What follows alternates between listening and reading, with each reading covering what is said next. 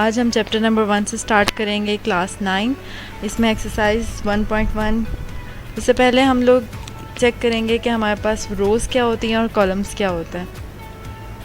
रोज़ आपके पास जो होती हैं हॉरिजेंटल, टेबल में हॉरिजेंटल लाइंस होती हैं, जैसे कि आपको नज़र आ रहा है यहाँ पे रेड कलर की जो लाइन है वो हॉरिजेंटल लाइन शो हो रही है। यहाँ पे ये जो मैंने ये ग्राफ टाइप बनाया हुआ है, ग्राफ कह लें या टेबल कह लें आप, ठीक है। और कॉलम जो है आपके पास, व्हाट इज़ कॉलम, कॉलम जो आपके पास है ये ग्रीन कलर की लाइन है जो शो कर रही है कि डाउनवर्ड, जैसे कि आप उसको कह सकते हो वर्टिकल लाइन। तो आप इनको, ये जो बॉक्सेस छोटे छोटे बने हुए हैं, इनको आप सेल्स कह सकते हो, ठीक है। स्प्रेडशीट में सेल्स इस्तेमाल किए जाते हैं, चार्ट्स वगैरह में, टेबल्स वगैरह में। इसमें हम लोग क्या करते हैं, कॉलम्स और रोज़ का ज़्यादातर इस्तेमाल करते हैं। नेक्स्ट जो आपके पास एक्सरसाइज में क्वेश्चंस आएंगे वो ये होंगे कि आपने क्या करना होगा कि रोज़ और कॉलम्स के बारे में बताना होगा। क्वेश्चन नंबर 1 के बारे में हम बात करते हैं। क्वेश्चन नंबर 1 हमारे पास है, find the order of the following matrices. आपके पास ऑर्डर्स दिए हुए हैं, यहाँ पे जो आपने ऑर्डर्स बताने हैं, सॉरी आपके पास क्या है, क्वेश्चंस में दिया हुआ है कि आपको रोज़ और कॉलम्स दिए हुए हैं, ठीक है। आपने बताना है कि किस ऑर्डर से ये हुए हुए हैं। अब क्वेश्चन नंबर ए जो है आपके पास, पार्ट नंबर ए जो है आपके पास, इसमें जो है आपके पास क्या है, 2, 3 और -5 और 6 है। अब यहाँ पे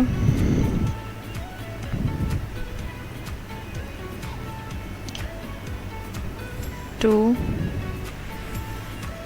-5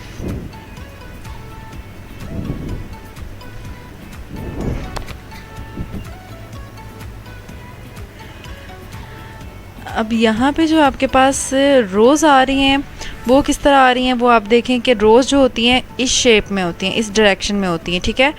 आपके इस तरह, इसको आप कह सकते हो कि ये रो है आपके पास, ठीक है। आप इसको कह लो ये रो 1 है, ठीक है।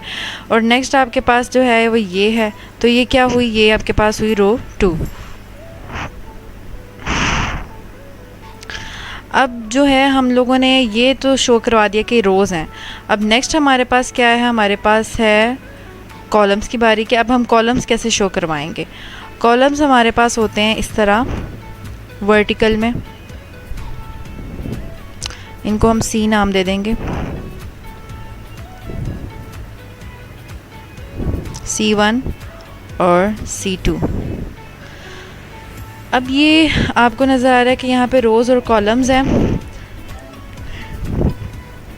अब यहाँ पे जो है आपके पास रोज़ और इसमें जो है हमारे पास सबसे पहले जो है ना, जब हमने ऑर्डर डिस्प्ले करना होता है कि ऑर्डर किस तरह लिखते हैं, तो सबसे पहले हम क्या करते हैं, हम लोग ऑर्डर इस तरह लिखते हैं कि पहले हमारे पास जो होता है ऑर्डर हम लोगों ने लिखना होता है, तो हम इस तरह लिखते हैं कि हमारे पास रोज़ पहले आ जाती हैं और फिर हम उनको कॉलम्स के साथ शो करते हैं। कैसे, आपके पास यहाँ पे जैसे पहले क्वेश्चन में आपके पास क्या है कि रोज़ कितनी थी, 1 और 2, या आपके पास 2 थी रोज़, तो आप इसमें शो करवा रहे हो कि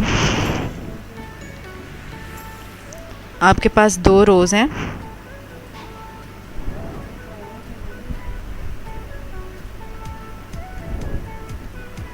और नेक्स्ट आपके पास जो कॉलम्स हैं वो भी 2 हैं, ठीक है। तो आपको शो हो रहा है यहाँ पे आपके पास कितने हैं, पहले रोज़ हैं और फिर कॉलम्स हैं आपके पास। तो इसका जो ऑर्डर बनता है वो 2/2 का बनता है। तो आप इसको इस तरह भी लिख सकते हो, इस फॉर्म में भी लिख सकते हो, और 2/2 की फॉर्म में भी आप लिख सकते हो। इस तरह ये आपके पास क्या होगा, इसका ऑर्डर आता है, एक ऑर्डर आपके पास इस तरह आएगा। नेक्स्ट आपको मैं दिखा देती हूँ कि किस तरह आप लिख सकते हो।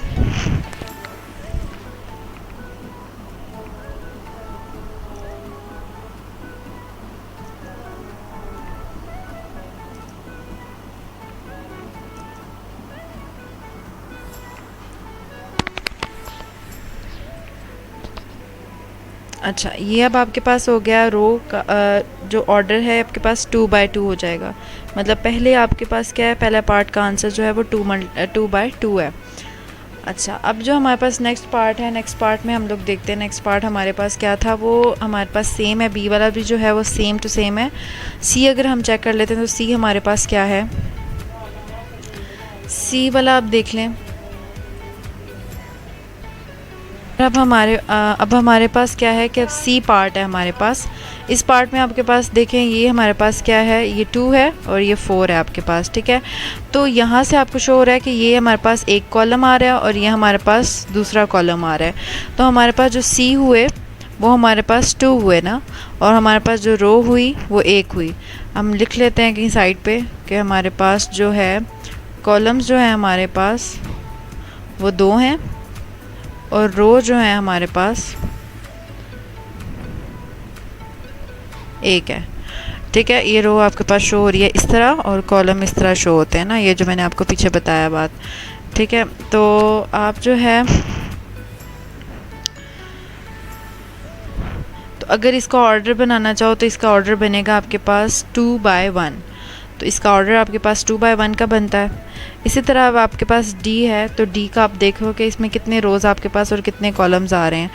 तो आपके पास क्या है, यहाँ पे आपके पास ये 1, ये 2 और ये 3, ये रोज़ आपके पास आ गई, 3 रोज़ आ रही हैं। और आपके पास कॉलम्स कितने आ रहे हैं, 1 कॉलम है सिर्फ आपके पास, ठीक है। तो यहाँ पे मैंने आपको बताया था कि जो अच्छा ये जो ऊपर जो आपको मैंने बताया था ना सी पार्ट, इसमें जो है 1 पहले आएगा और 2 बाद में आएगा, 1/2 का बनेगा क्योंकि हमेशा रोज़ पहले आती हैं, ठीक है, और फिर कॉलम्स आते हैं।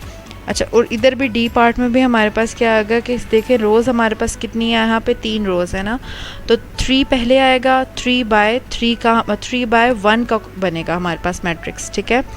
मैट्रिक्स जो होते हैं उनमें हमारे पास मैट्रिक्स हमेशा रो और कॉलम्स की बेस पे होते हैं, ठीक है। हम आगे पढ़ेंगे कि उनको मल्टीप्लाई करना होता है, प्लस माइनस वगैरह करना होता है, लेकिन अभी सिर्फ हम स्टडी कर रहे हैं सिर्फ इसके बारे में, रोज़ और कॉलम्स के बारे में।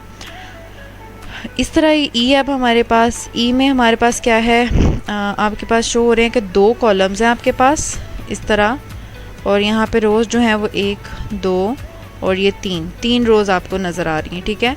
तो 3 रोज़ आप कह लो कि 3 रोज़ हैं आपके पास। और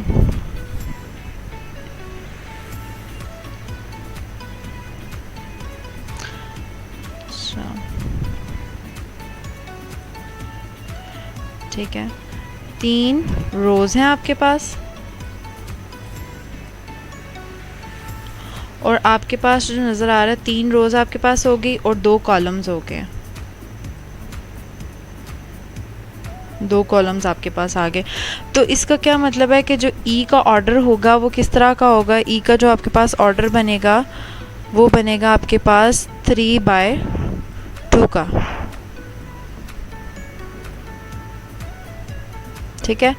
तो ई का ऑर्डर आपके पास यही बनेगा। इसी तरह एफ़ की बात करें तो एफ़ में हमारे पास 1 का ऑर्डर बनता है, मतलब कि 1/1 का बनता है, क्योंकि इसमें अगर देखा जाए हमारे पास एक नंबर है, मतलब एक एलिमेंट है, तो हमारे पास क्या है, एक एलिमेंट के होने की वजह से हमारे पास 1 रो और 1 कॉलम आ रहे हैं इसका, तो इसलिए 1/1 का ऑर्डर बनता है इसमें।